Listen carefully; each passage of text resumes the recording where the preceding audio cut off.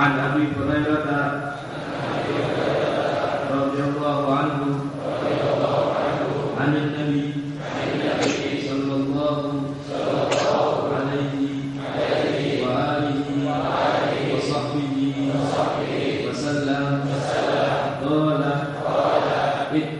اجتنبوا السبع الموبقات الشرك بالله والسحر وقتل النفس الذي حرم الله إلا بالحق وأكل الربا وأكل مال اليتيم وتولي يوم الزحف وقذف المحسنات الغافلات المؤمنات.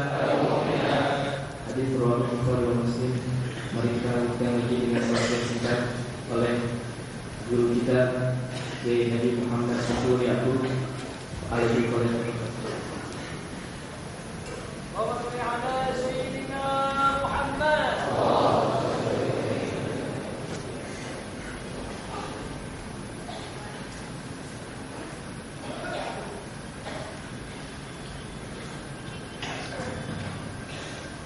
Assalamualaikum warahmatullahi wabarakatuh.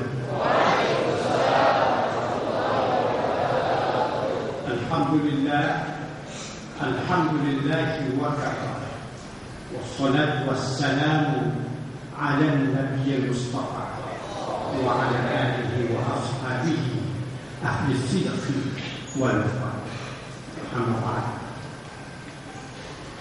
Pertama, ucapan salam ta'zim atas nama pribadi dalam pertemuan kita pada malam ini yang penuh berkah.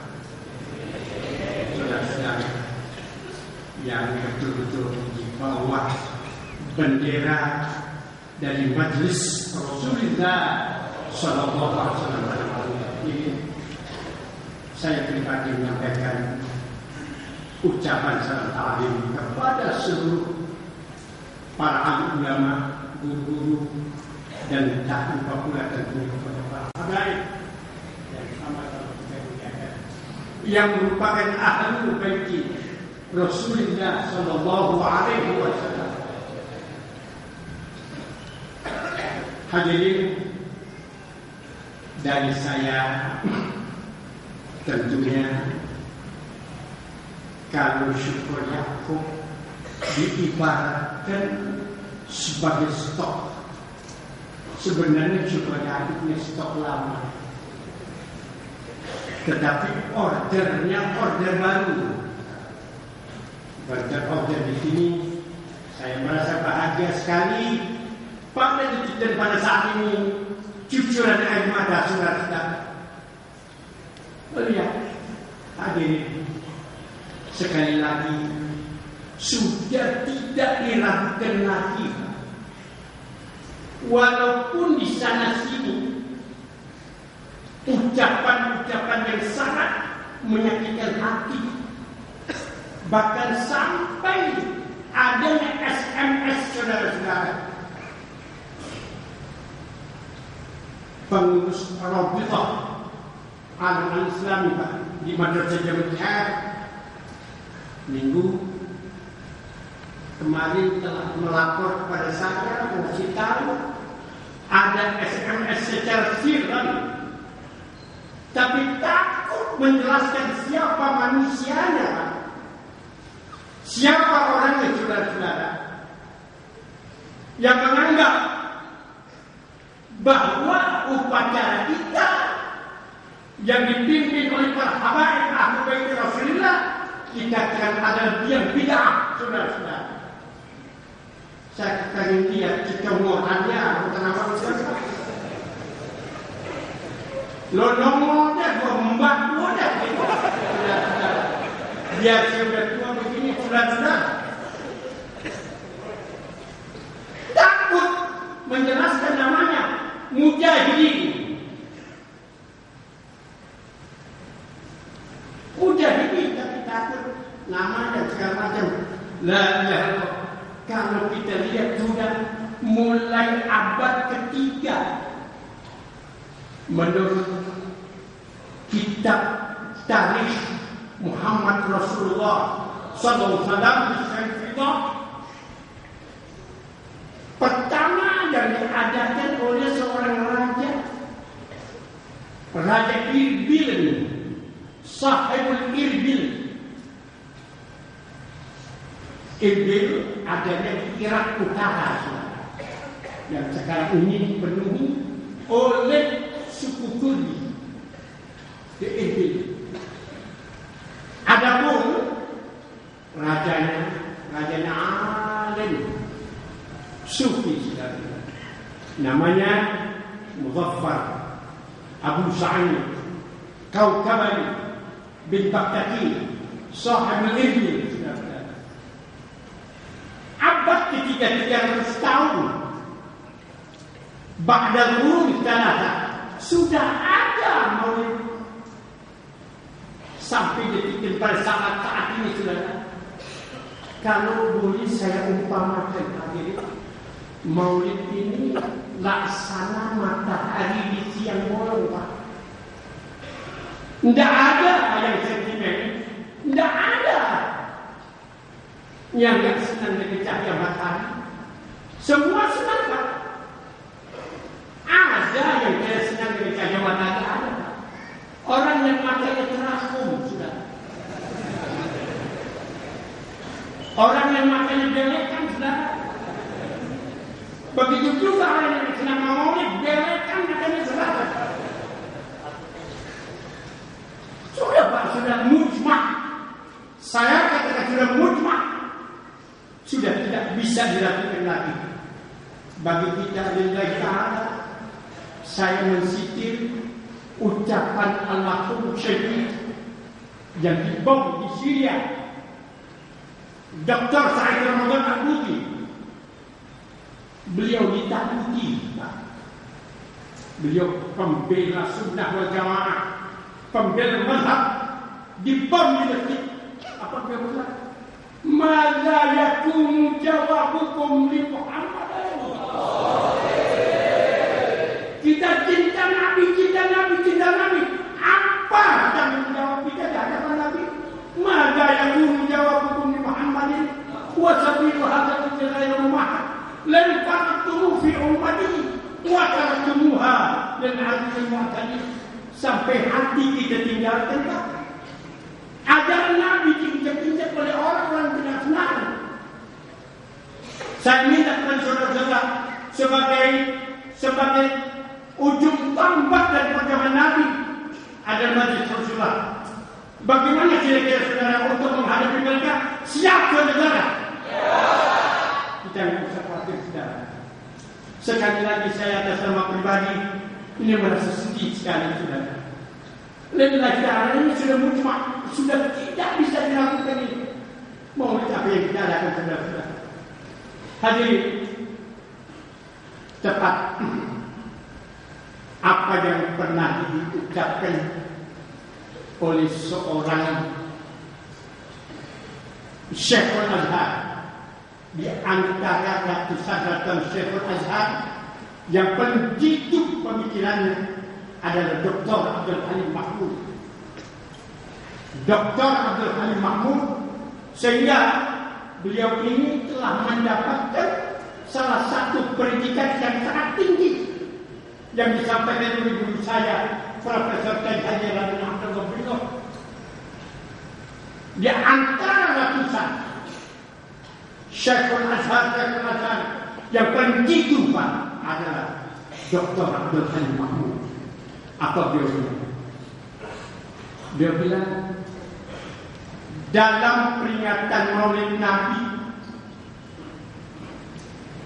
umat Islam tergantung masing-masing kepada sudut pandang. Sudut pandang yang dipusatkan ada dua. Pertama, ada sudut pandang yang dipusatkan, qul innama ana basyarun mithlukum. Ada di sini sudut pandang yang dipusatkan, qul innama ana basyarun mithlukum. Jadi orang yang tidak senang kepada Maulid mengatakan bid'ah. Apa Dr. Abdul Halim Mahmud bilang? Wa yansa yuha ilayya. Sayang, ayat dipotong-potong, ayat dikorupsi. Duit boleh dikorupsi. Ayat dipotong-potong sampai qul innama ana basyarun mithlukum. Yansa yuha ilayya. Sayang dia lupa yuha, kata Dr. Abdul Halim Mahmud. Maka dari itu mereka kurang ajar dan menafikan. Menganggap buat apa tidak bikin maulid? Muhammad mau kita sama. Innama ana basyarun mithlukum, sama. Apa bedanya? Kurang ajar sudah. Kena baca ayatnya sepotong, tidak dilanjuti. Wa yansa aidan lastu ka'ayatikum. Dan orang itu lupa, bukan saja yuha ilayya yang lupa, lastu ka'ayatikum. Aku tidak sama dengan kalian. Bagaimana mau sama Pak baca Qasal Isul Kubra di Imam Jalaluddin Suyuti tentang fisik, visual fisik aja. Udah kagak yang nanya. Fisiknya aja. Allahu Akbar. Ini Qasal Isul Kubra di Imam Jalaluddin Suyuti. Bagaimana mau sama? Saudara, ambil keringatnya aja kita kalah. Allah muslim wa araquhu kallu'lu'. Rasul kalau lagi keringetan ngocos keringatnya di badan, dari jauh kita lihat kallu'lu', kayak mutiara. Wa araquhu, tidak boleh baca arafun. Arafun ay makna lihat, ay makna lihat. Wa'arifuhu, baunya juga atyabu minan nafahatil miskiyah, lebih semerbak, lebih wangi dari minyak kasturi. Allah. Keringat kita buat enak mengaku sama keringatnya, belum yang lain-lain sudah. Wa yansa aidan la tad'alu du'a ar-rasul bainakum ka du'a ibadikum ba'da. Kata Dr. Abdul Halim Mahmud, mereka lupa ada ayat dalam surah An-Nur ayat 99 mengatakan la tad'alu du'a ar-rasul bainakum ka du'a ibadikum ba'da. Jangan sekali-kali kamu memanggil nama nabimu sebagaimana kamu memanggil nama kawan-kawanmu. Muhammad mana? Enak jadi kurang ajar. Ada Muhammad tukang loceng ada. Nah, ini dia. La tad'al du'a Rasul bainakum ka du'a ba'dhum ba'd. Kita panggil Sayyidina Muhammad, Syafi'una Muhammad, Habibuna Muhammad. Saya lebih taala sampai detik ini, seusia begini, tahiyat pertama, tahiyat kedua, tidak ketinggalan Allahumma shalli ala sayyidina Allahumma shalli wa sallim wa barik alaihi. Maaf, ini ada orang yang anti pada kita yang Arab. Orang Arab, apa beliaunya, apa mereka katakan kali ini? Dibilang bahwasanya yang paling amat sangat kafir musyrik al-A'rab, bilang al-A'rabu asyaddu kufra wa nifaqa. Tuh anti Arab dalilnya begini. Allah enggak belajar tafsir loh. Beda Arab dengan Arab, bedain dong. Ngaji nggak ada. Al-A'rabu asyaddu kufra wa nifaqa. Ini A'rab. A'rab itu adalah ashabul badiyah, orang gunung. Nabi bukan apa Nabi orang gunung. Ini ashabul badiyah, A'rab. Maka nilai darah udah nggak tepat aja, sentimen banget. Apalagi kalau kita baca rawi tadi, kita baca marhaban, kita asalkan apa tujuannya? Katanya, wah itu si kultus individu. Dia kagak tahu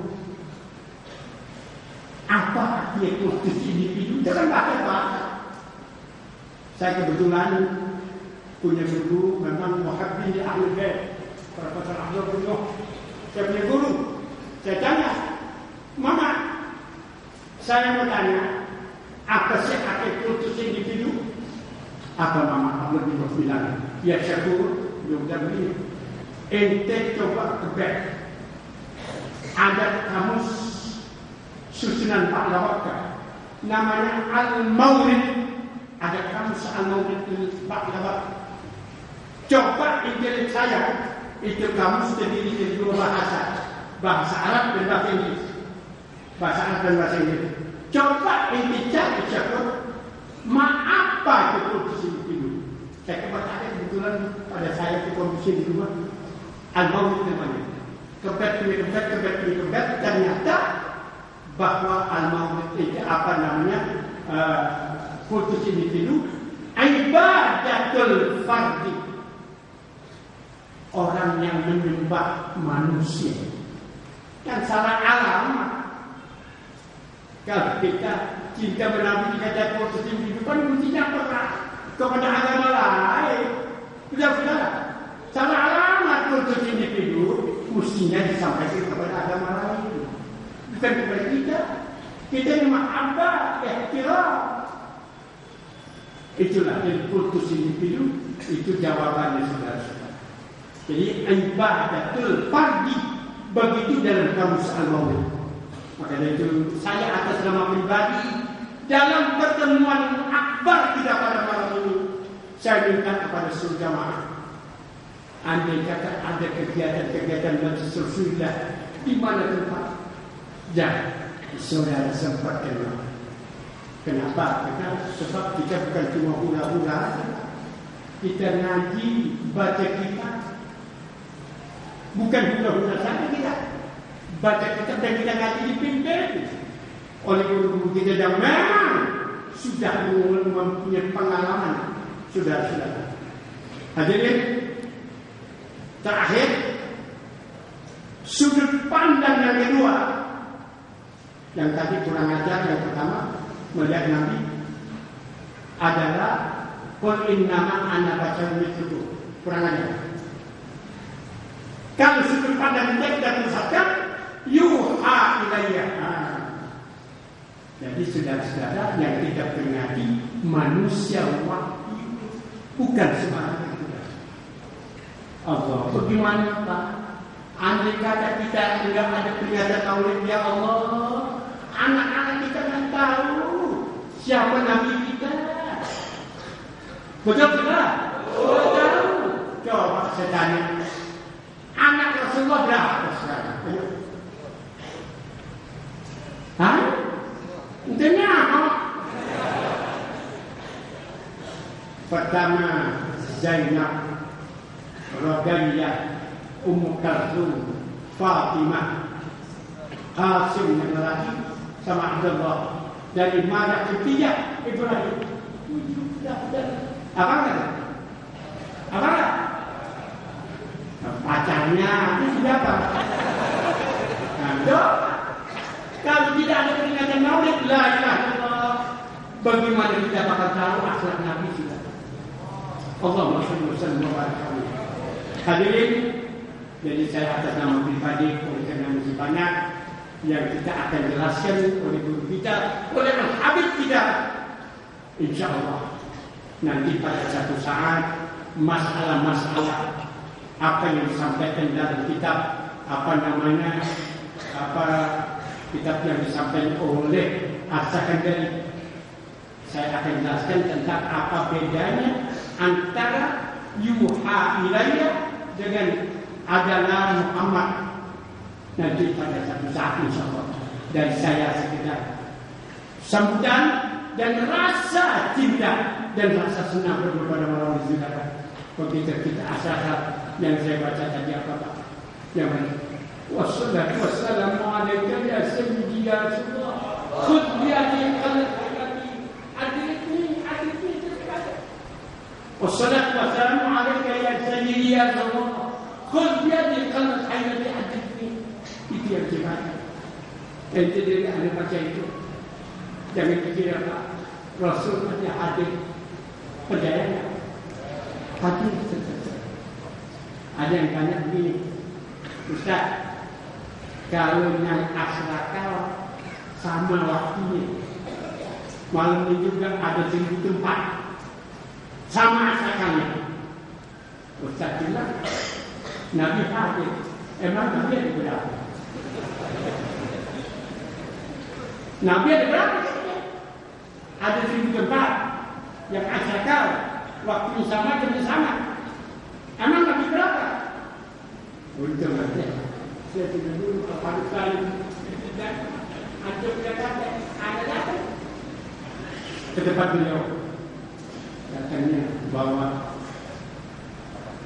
kaki lampu, bawa paha kambing. Memang awalnya tukang lampu jadi kenapa? Ditanya, syukur bawa apa?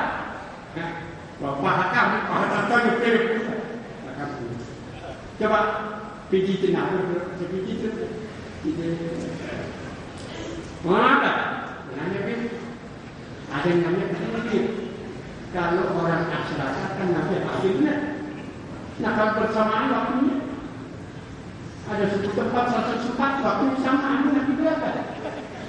Koplo.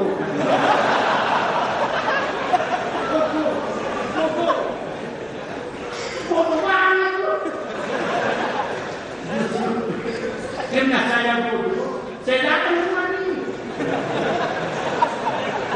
Justru saya bodoh, saya datang ke rumah mau tanya jawabannya. Sini. Jangan yang nanya amal yang satu. Kata Abu Talib, lo ajak temen-temen tempat empang ikan bandeng, lo ajak ke sana. Lo ajak jalan-jalan, terang bulan, lo ajak sana. Bulan berapa? Atau itu? Ayo, dia punya empang-empang ada 1000. Semua ada atur, tapi empang itu ada 1000 bulan. Sudah. Bulan atur. Empangnya di situ, di sini ada, di sini ada, di sini ada. Jauh. Assalamualaikum warahmatullahi wabarakatuh.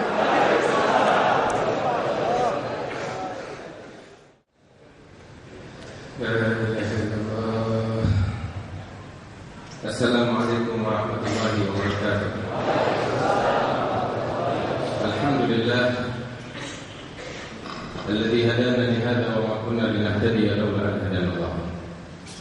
Allahumma salli wa sallim wa barik wa karrim ala sayyidina Muhammadin miftahi bab rahmatillah adada ma fi ilmillah salatan wa salaman daimin bi dawami mulkillah wa ala alihi wa sahbihi wa man walah amma ba'd. Alhamdulillah, para habaib, para kiai, khusus ad-da'i Allah al-alim al-amil al-muhib Bapak Kiai Haji Muhammad Syukuri Abu, yang mudah-mudahan diberikan kesehatan sehingga bisa selalu membagi ilmunya kepada kaum muslimin sekalian. Beliau ini adalah seorang ulama besar di Kota Jakarta. Walaupun beliau bilang stop lama, tapi nggak ada habisnya, berkahnya banyak banget. Padahal beliau salah satu murid daripada saya punya kakek Al-Allamah Habib Salim bin Ahmad bin Jindal, murid daripada Habib Ali bin Abdul Rahman Al-Haji Kuita, murid daripada Habib Ali bin Husain Al-Abbas, murid juga daripada kakeknya Habib Hud, yaitu Habib Abdullah bin Salim Al-Abbas, murid dari para habaib, dan juga beliau menimba ilmu dari guru beliau, Bapak Kiai Haji Abdullah bin Nuh, seorang ulama besar, pakar hadis, pakar tarikh, seorang ulama besar. Nah, beliau usianya kelihatan masih muda, tapi udah tua itu. Nah, ada tiada lain seperti Al-Imam Abi Syuja'. Al-Imam Abi Syuja' meninggal usia 40 tahun, tidak ada satu gigi pun yang rontok. 140 tahun meninggal. Jadi tanya, ya Imam, umur seperti ini, 140 tahun, tidak ada satu gigi yang rontok. Pegal, sehat. Apa sebab? Kenapa bisa begitu? Beliau menjawab, hafidnaha fis-sighar fa hafidhaha lana fil-kibar. Kami menjaga anggota badan kami dari kemaksiatan ketika kami muda, sehingga saat kami tua anggota badan kami dijaga oleh Allah Subhanahu wa taala. Mudah-mudahan Allah kasih keberkahan kepada beliau. Dan Allah berikan kesehatan, dan kepada para ulama-ulama kita, para kiai-kiai kita, dan beliau rutin tiap hari Ahad pagi hadir majelis Al-Imam Al-Qutub Al-Habib Ali bin Abdul Rahman Al-Haji di Blitar. Itu majelis berkah, segala keberkahan yang ada di bumi Indonesia salah satu sumbernya dari situ. Nah, saya bisa jadi begini dari kali tadi. Macam begitu dibawa sama orang tua saya ke Blitar. Alhamdulillah, berkat mereka para aulia kita melihat Islam dan sesuatu yang terbaik. Mudah-mudahan Allah kasih keberkahan kepada kita sekalian. Hadirin yang dimuliakan oleh Allah Subhanahu wa taala, kemarin kita membahas belum selesai tentang hadis Nabi Muhammad sallallahu alaihi wasallam. Abu Hurairah ini kita sudah bahas, walaupun sebenarnya kalau kita membahas tentang Abu Hurairah panjang.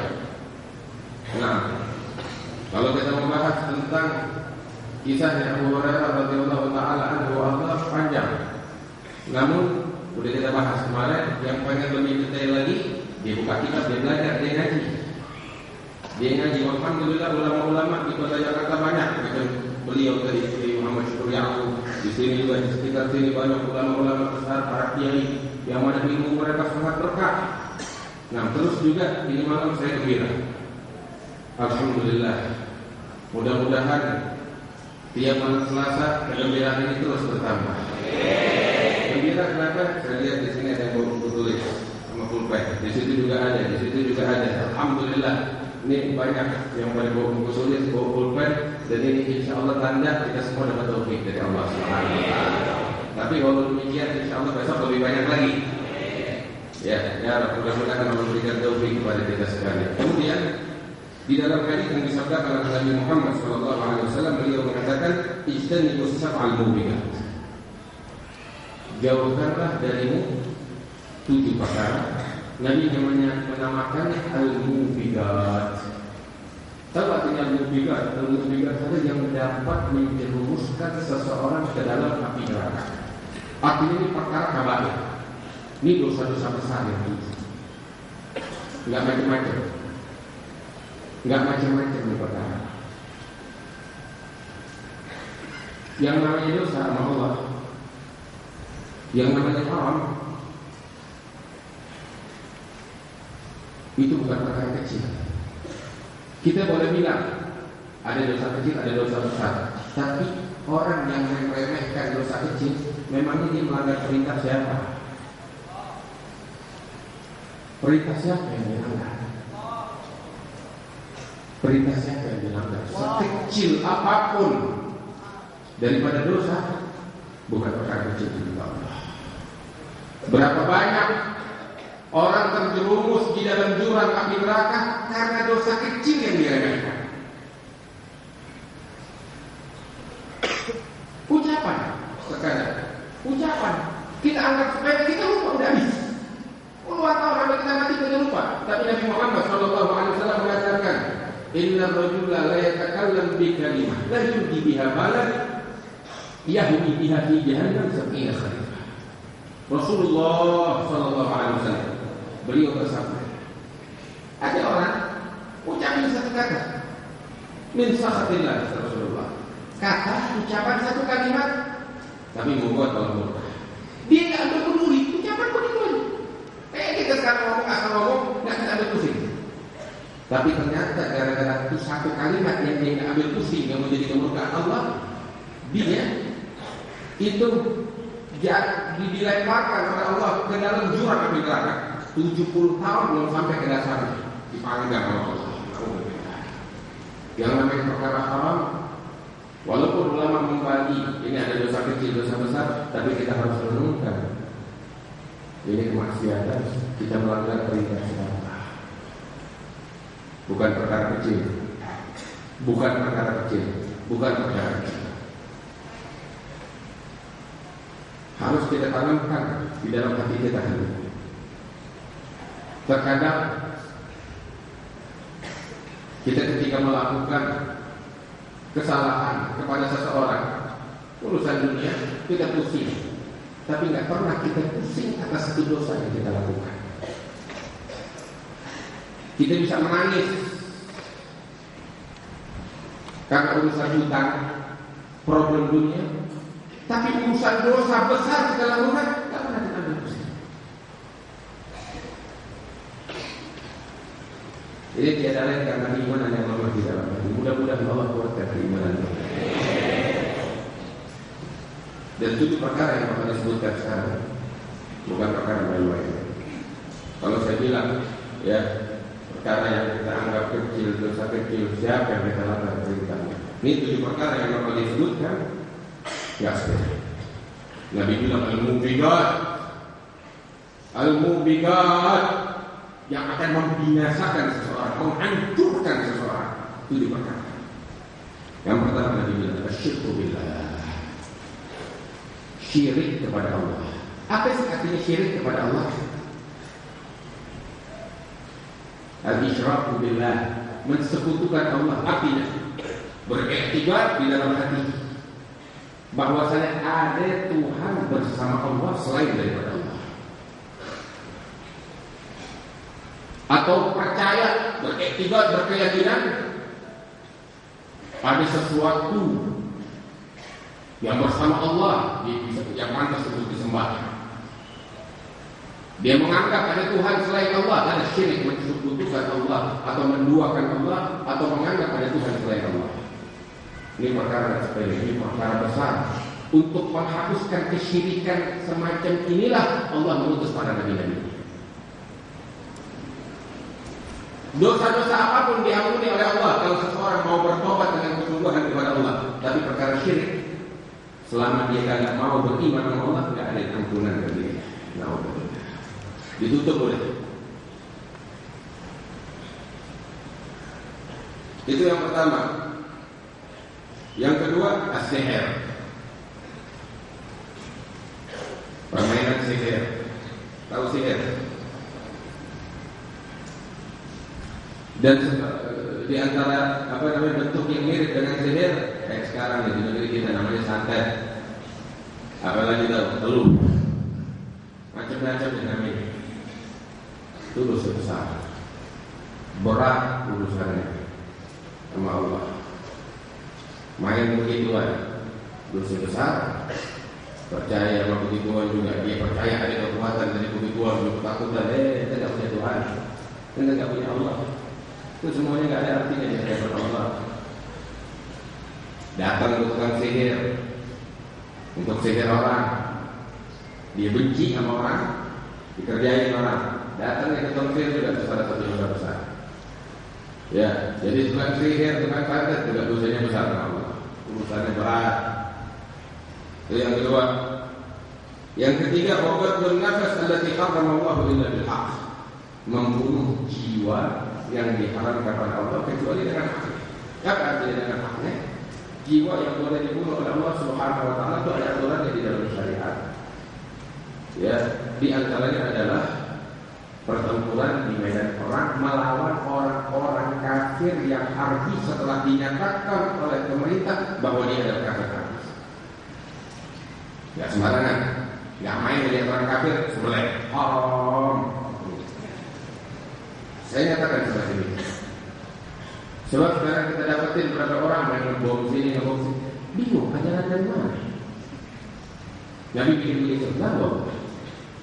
Nabi bilang, man ada zimmiyan, barang siapa yang mengganggu seorang zimmi. Tahu zimmi? Zimmi adalah seorang kafir yang punya perjanjian dengan pemerintah, yang diberikan keamanan. Ini kayak orang-orang kafir dan muslim di negeri kita. Orang yang semacam ini nggak bakal masuk surga, kata Nabi Muhammad SAW. Nggak bakal cium wanginya surga, kata Rasulullah, yang mengganggu zimmi. Makanya jangan kita percaya sama orang yang mengatasnamakan Islam jihad. Jihad dari mana ya? Kita kenal Islam nggak begini. Wali Songo yang membawa Islam nggak pernah ngebom orang. Zaman dulu nggak ada ngebom deh. Nggak pernah nyerang orang. Nggak pernah kita dengar begini. Dari mana? Dari mana asalnya? La ilaha illallah. Terus nggak cukup sampai sini. Orang-orang yang beda aliran, walaupun muslim, dicap ada musyrik, mubtadi', kafir, darahnya halal. La ilaha illallah. Jihad apa? Dari mana jihad itu sendiri? Ada kesesatan, dan setiap orang itu dikatakan di dalam hadis oleh Nabi Muhammad SAW. Setiap orang bikin dosa apa-apa masih ada harapan untuk diampuni oleh Allah. Tapi kalau udah ngebunuh nyawa yang tidak dihalalkan oleh Allah Subhanahu wa taala, waduh, urusannya berat, enggak diharapkan husnul khatimah pada orang.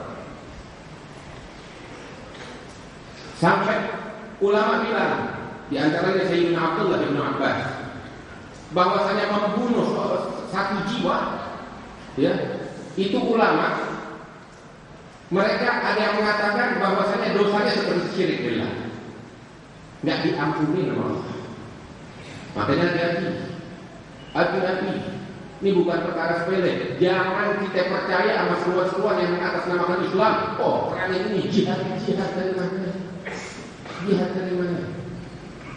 Teriak Allahu Akbar, anak bininya nggak baik juga, bilang lakukannya. Teriak Allahu Akbar, anak bininya buka kotoran di dalam handphone. Allahu Akbar apa? Allahu Akbar teriak, dunia lebih besar katanya. Nafsunya lebih dia dahulukan daripada Allahu Akbar. Sandiwara. Nabi bilang, bahkan di dalam hadis dinyatakan, idza taqal muslimani bi sayfayhima fal qatil wal maqtul finnar. Rasul sallallahu alaihi wasallam mengatakan di dalam hadis sahih, apabila dua orang muslim satu sama lain saling mengangkat pedang untuk membunuh lawannya, membunuh satu sama lain, saling membunuh, maka Nabi Muhammad bilang, mengatakan, maka yang membunuh dan yang dibunuh dua-duanya di neraka tempatnya. Rasulullah bersabda semacam ini. Teriak jihad, teriak kesilakan, teriak apapun, Nabi menyatakan itu. Ini fatwanya Rasulullah Sallallahu Alaihi Wasallam. Siapapun mau bawa omongan kayak apa yang ada gunanya. Rasul bilang al-qatil wal maqtul finnar, selama yang berselisih dua muslim, nggak ada tempat bakal dia di surga. Nabi bilang begitu. Yang namanya darah nggak sembarangan. Hati-hati itu dosa sangat besar. Al-Habib Abu Bakar al-Masyhur, guru kami, beliau pernah bilang, dia nggak bunuh orang, tapi kesian karena nggak ada pendidikan. Kesian dia nggak bunuh orang, cuman dia di rumah nonton televisi, lihat ada kelompok orang di sana sedang dibunuh, dia syukurin mampus. Itu kalimat itu, ya, membuat dia sama seperti yang membunuh. Dia di rumahnya nggak bikin apa-apa, cuma keluar untuk kalimat itu, dosanya dia sama yang bunuh sama. Makanya ini perkara jangan sembarangan. Kita lihat ada orang celaka, ada orang dibunuh, urusan politik, urusan apa, diam, tutup mulut. Itu kalimat bisa membahayakan kita, membinasakan kita di dalam neraka Allah Subhanahu wa taala. Ini yang terjadi saat ini di berbagai negeri, mengatasnamakan Islam untuk membunuh umat Islam. Dan ambil kabar yang pasti di balik ini adalah orang-orang musuh-musuh Islam yang mengatasnamakan Islam. La ilaha illallah. Kemudian di antara dosa besar, makan duit riba. Bukan saya bilang, Nabi sallallahu alaihi wasallam. Duit riba itu api dalam perut kita. Orang yang bermuamalah riba, bertransaksi riba, yang punya urusan sama riba, itu dilaknat oleh Allah. Bukan cuma yang makan duit riba dilaknat oleh Allah. Segala yang punya andil di dalam urusan riba kena laknat dari Allah Subhanahu wa taala. Hatta yang cuma nyodorin kertas doang. Di dalam hadis begitu Nabi bilang. Sama seperti minuman keras. Gak cuma yang minum kena dosa, yang ikut bawa nampannya juga kena dosa, kena dilaknat oleh Allah. Luar riba sama. Jauhin. Kemudian yang berikutnya, aklu mal yatim, makan harta anak yatim. Ya Allah.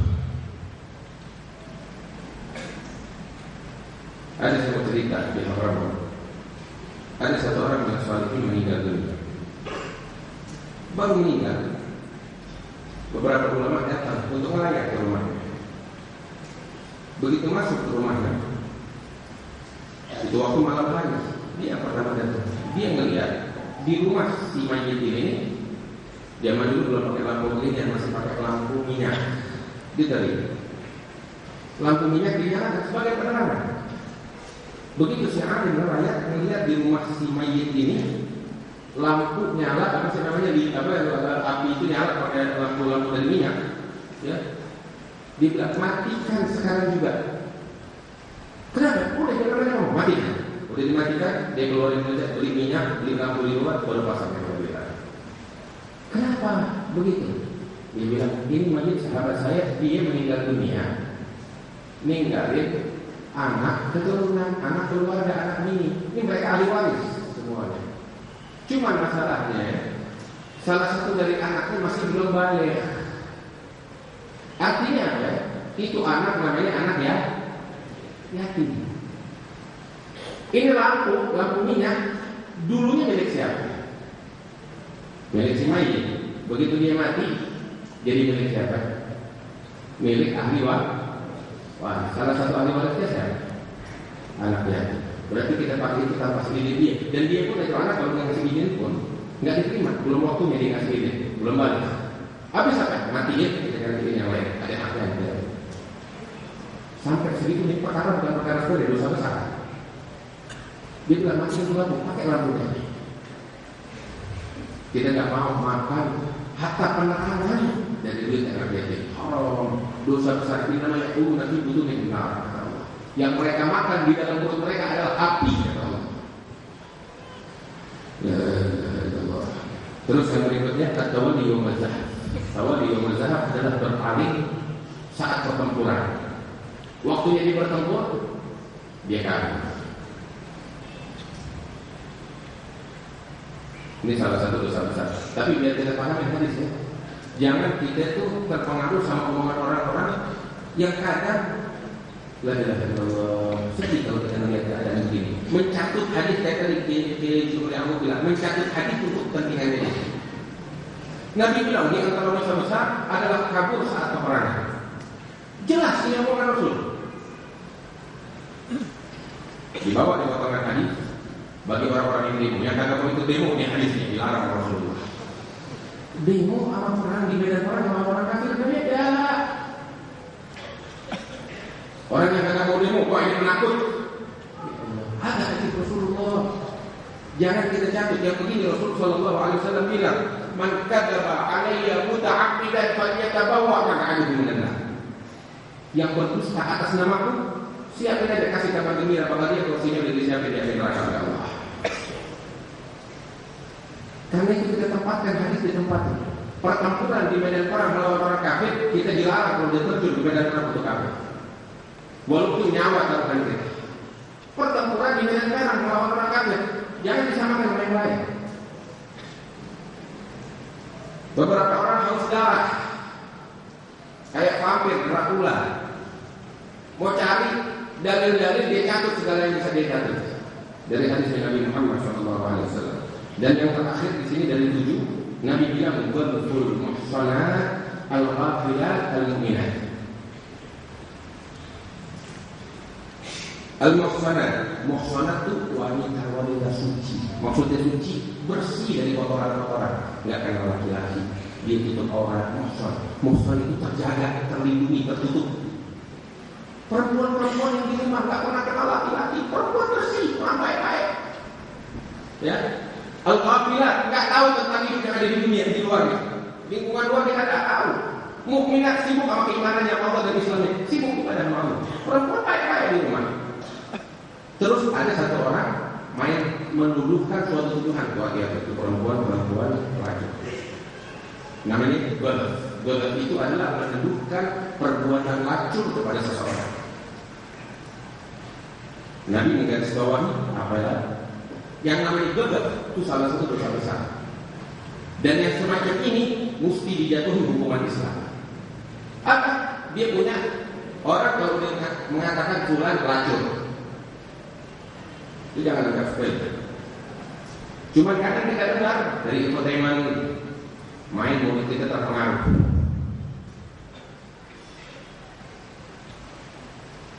Nyebarin omongan bulan begini hati-hati. Tujuan kita ngakunya tujuan bagus, tapi tujuan bagus nggak begini. Tidak terima dia. Ini anak kasih kawan nasihatin kita supaya tidak terjerumus sama dia. Jadi acuh. Kasih hati itu kalimat namanya gadas. Gadas adalah menuduhkan perbuatan lacur kepada seseorang. Orang yang melakukan ini pertama dia telah memikul suatu dosa besar.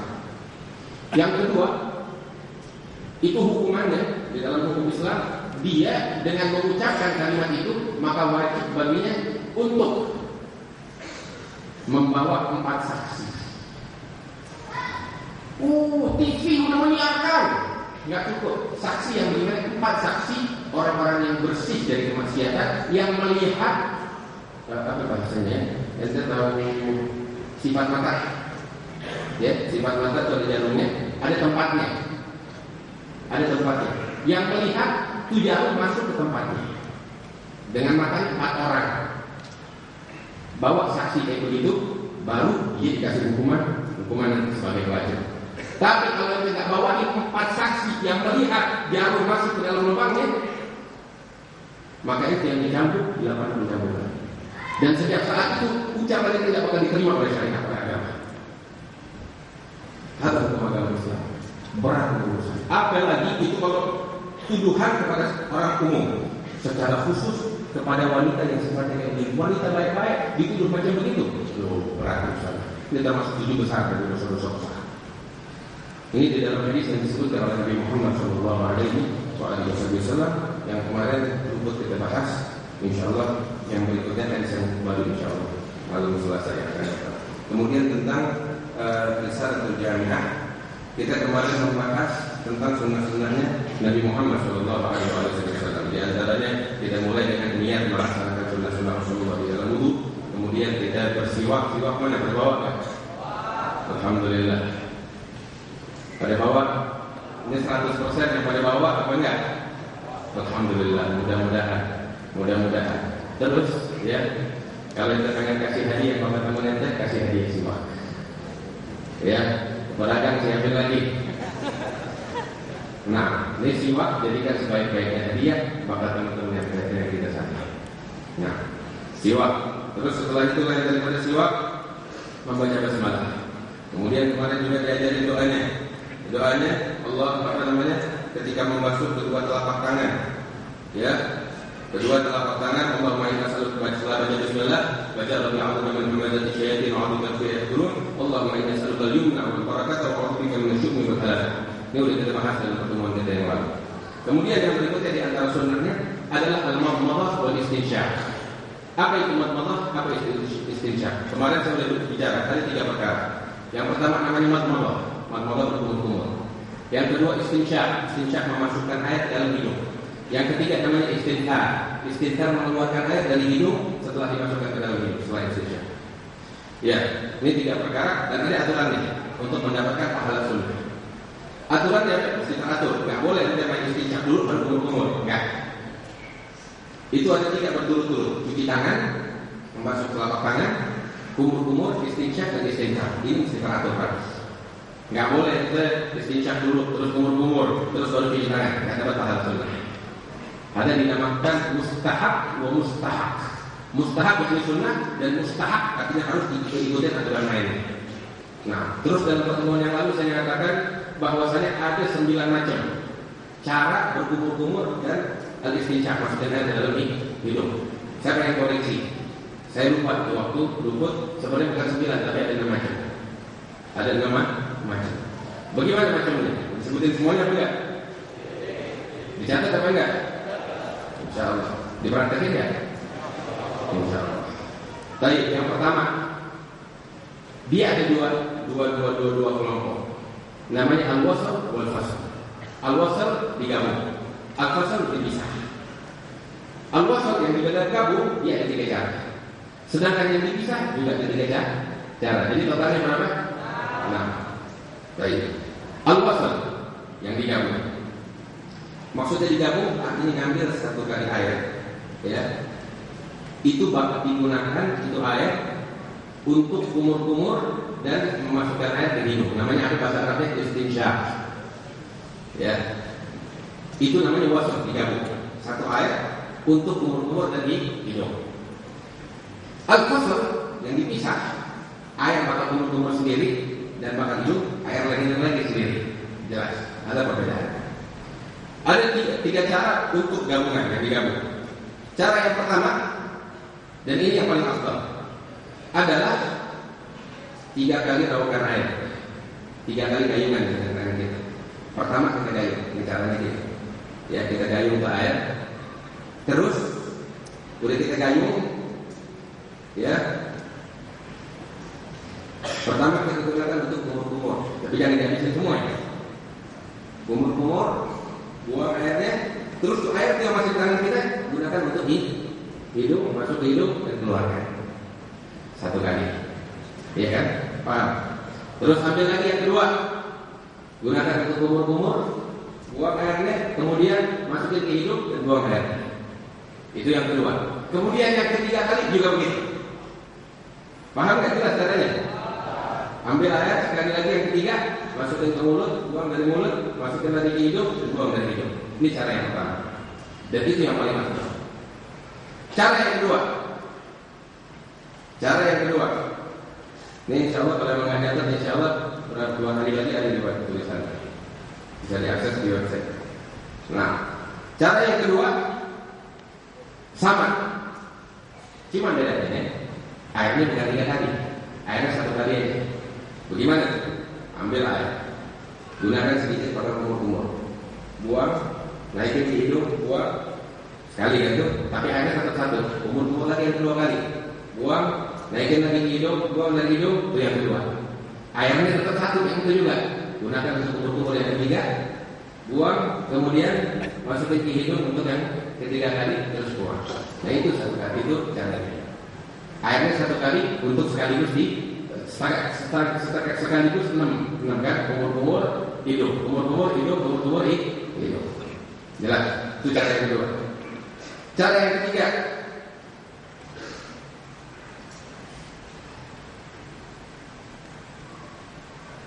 ketiga, juga begitu. 1 kali air. Cuma bedanya kumur-kumur. Kalau tadi kan ke hidung langsung. Kumur-kumur buang di kumur-kumur lagi. Yang kedua, buang. Terus kumur-kumur yang ketiga, buang. Terus masuk ke hidung yang pertama, buang. Hidung yang kedua, buang. Hidung yang ketiga, buang. Nah itu 3 cara gabungan. Ya, ini kita boleh catat. Kalau anda nggak bisa catat, nggak sempat, anda bisa dapetin di website. Ya, kita amali. Kadang bisa pakai yang ini, bisa pakai yang itu, bisa pakai yang lain. Dan yang paling betul seperti yang saya bilang yang pertama tadi, 3 gayungan ayat, setiap gayungan untuk mulut dan hidung. Itu yang namanya wasat. Ada lagi yang namanya fasad, dipisah. Cara kumur-kumur dan hidung. Apa caranya? Yang pertama,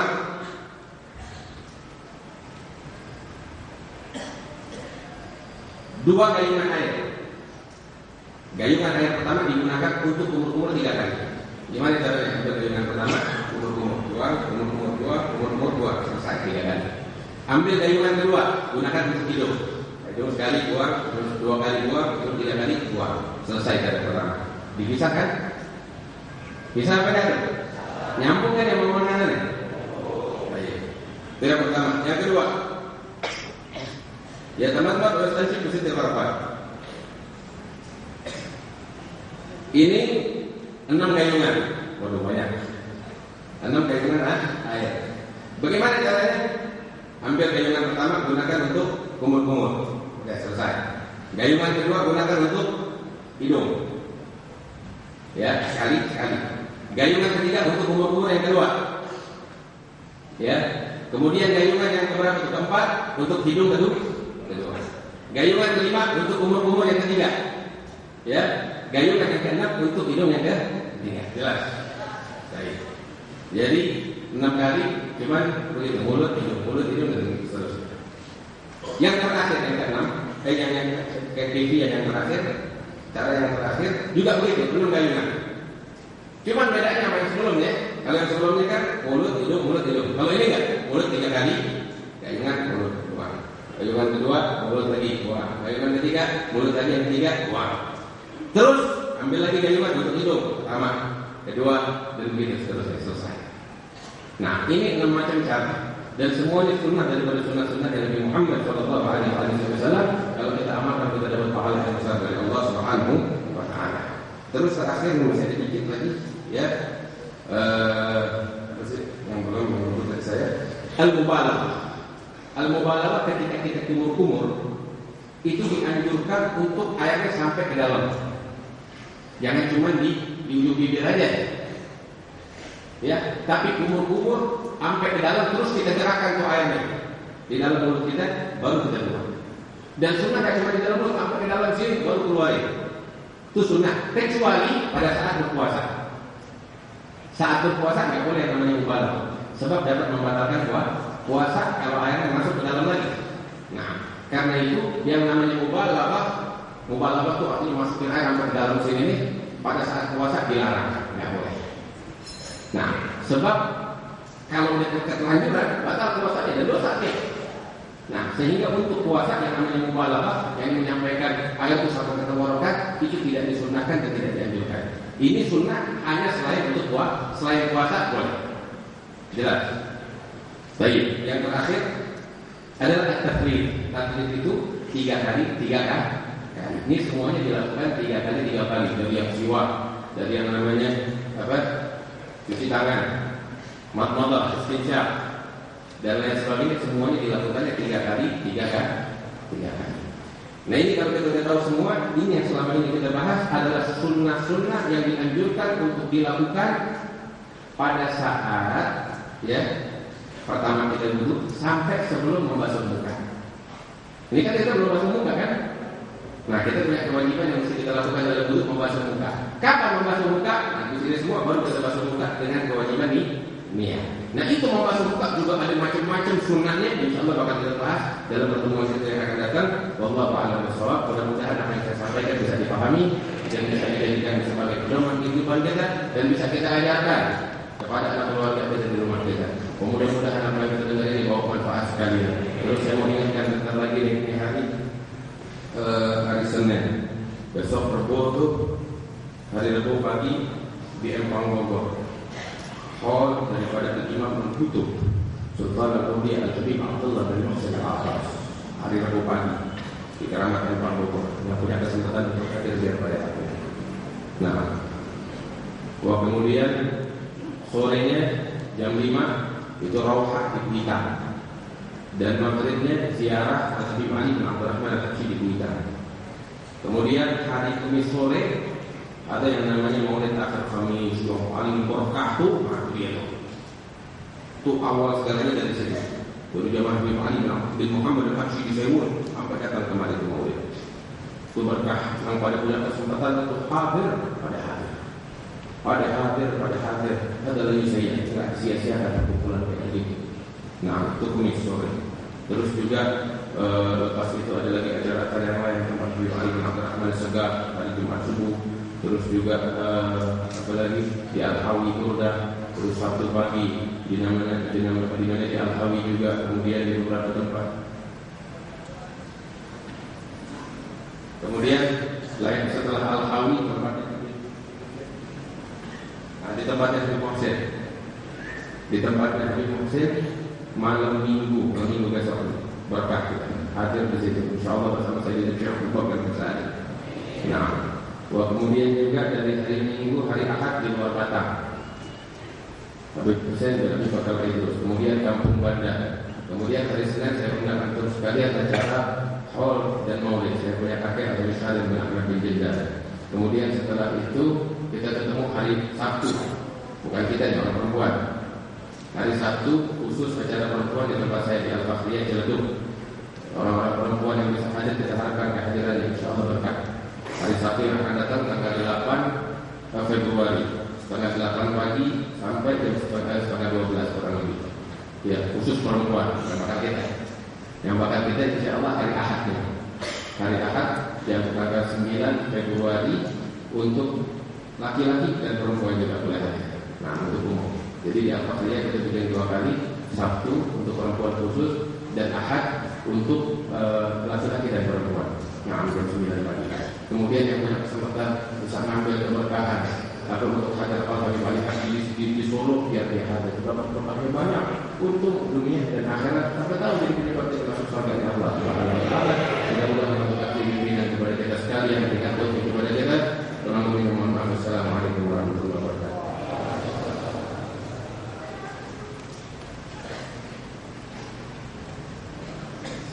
اللهم صل وسلم وبارك عليه وعلى آله ولقد أشرت لنعت من أوصافه تحيي القلوب تهيج الأشياء والله قد أثنى عليه فما يساوي قول منا أو يكون ثنانا لكن حبا في السرائر ادعى لمديح صفوة ربنا وحدانا وإذ امتزجنا بالمودة هاهنا نرفع أيدي فقرنا ورجانا للواحد الأحد العلي إلهنا متوسلين بمن إليه دعانا مختاره وحبيبه وصفيه زين الوجود به الإله حبانا يا ربنا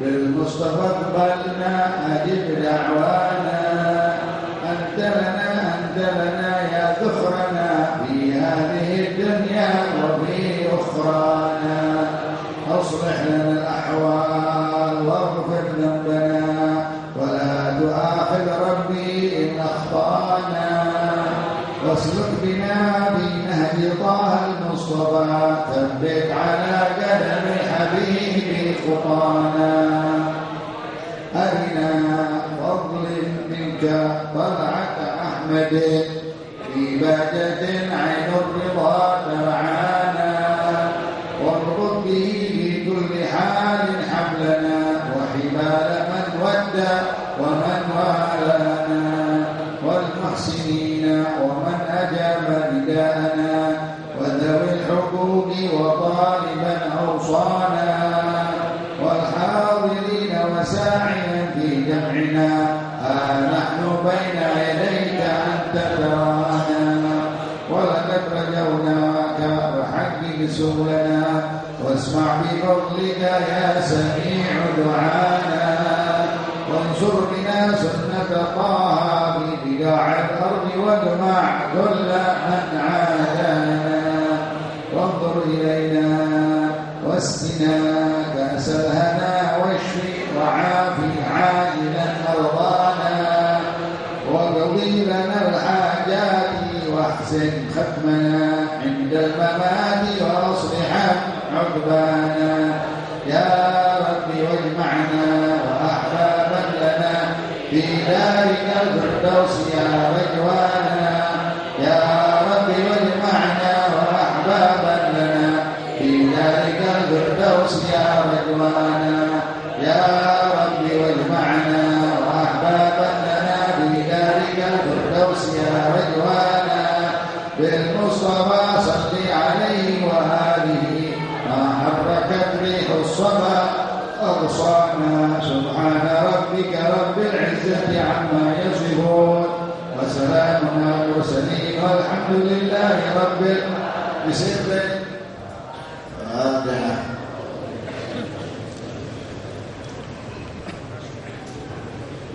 قال رسول الله صلى الله عليه وسلم اللهم صل على نبينا لا إله إلا الله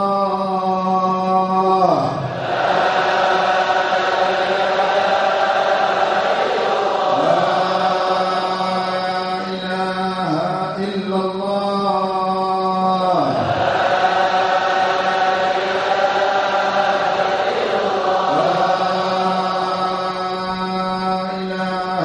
إلا الله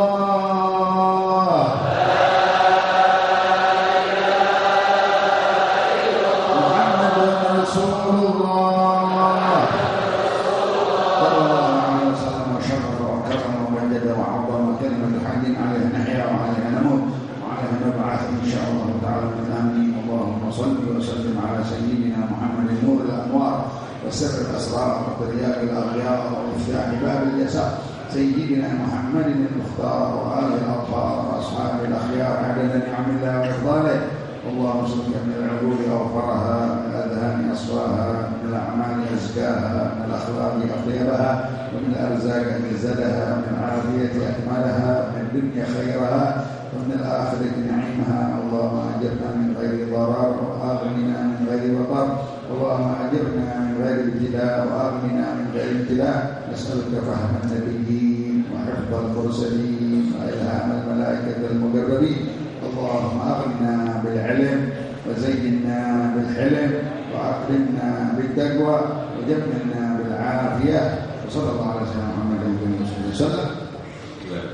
Jadi saya yang berikut tadi yang lupa untuk di Al-Fasriyah Sabtu hanya perempuan, Minggu hari Ahad tanggal 9 hanya untuk laki-laki. Jadi saya bilang Ahad laki perempuan, enggak Ahad untuk laki-laki. Nah, Sabtu untuk perempuan, Ahad untuk laki-laki. Kemudian juga saya ingin sampaikan satu hal lagi, acara maulid yang khusus untuk orang-orang laki di berbagai tempat. Biar orang laki aja yang hadir, jangan perempuan desak-desakan sama orang laki. Pengen cari berkah tapi bukan begini caranya.